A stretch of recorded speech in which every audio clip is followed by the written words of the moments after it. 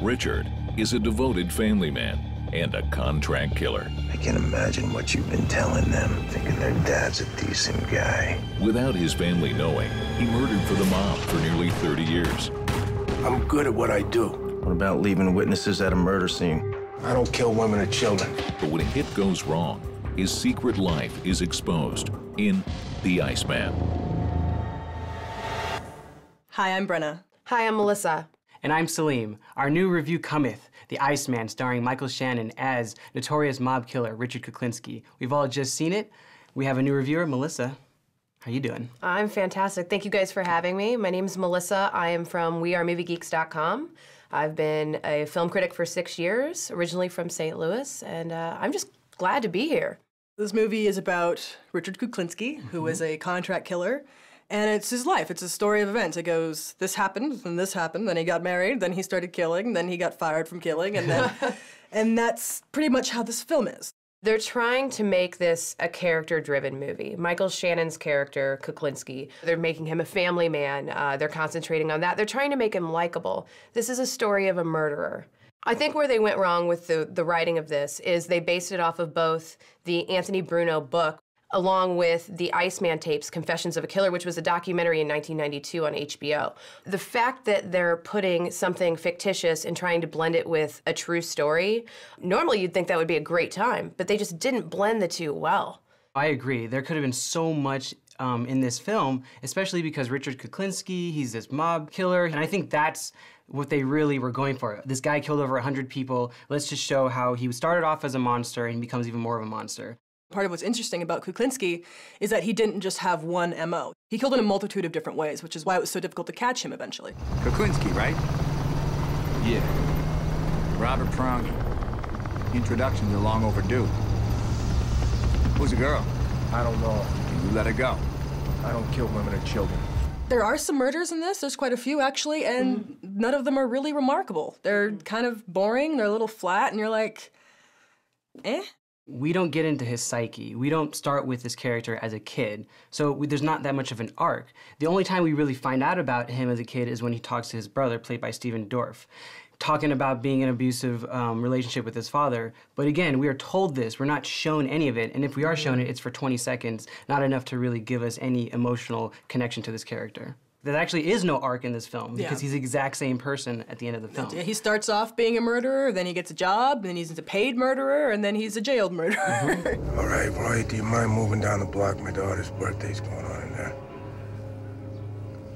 Boy, I have guests. My whole family's there. Maybe I should go and say happy birthday to her.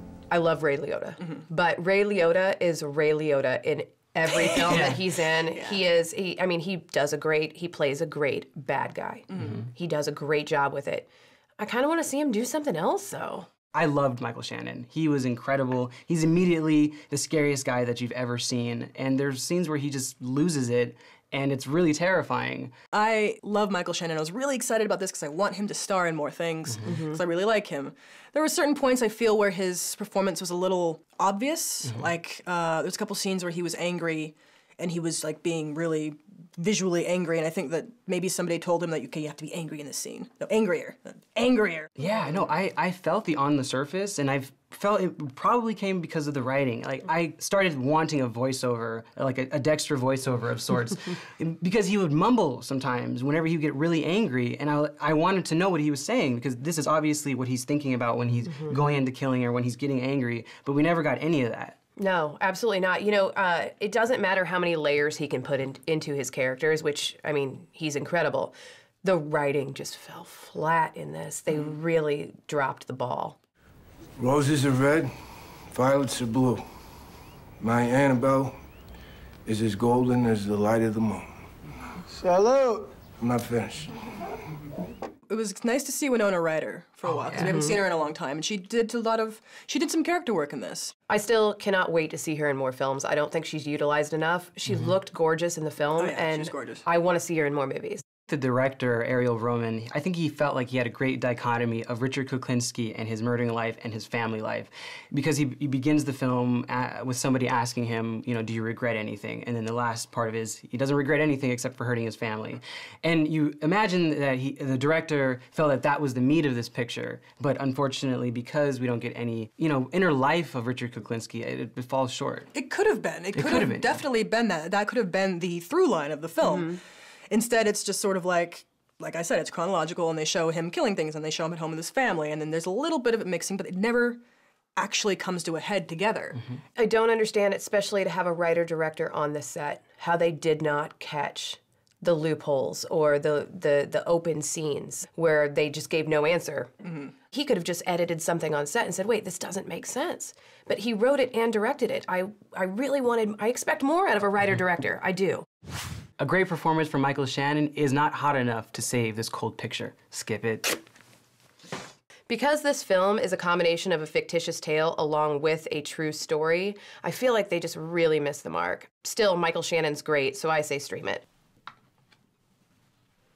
There are better hitman movies out there, like Collateral. But for this one, skip it. All right, our votes add up to a half a ticket, which is a skip it for The Iceman. Cheers. Cheers. Oh, wait. Oh, cops. And movie's over.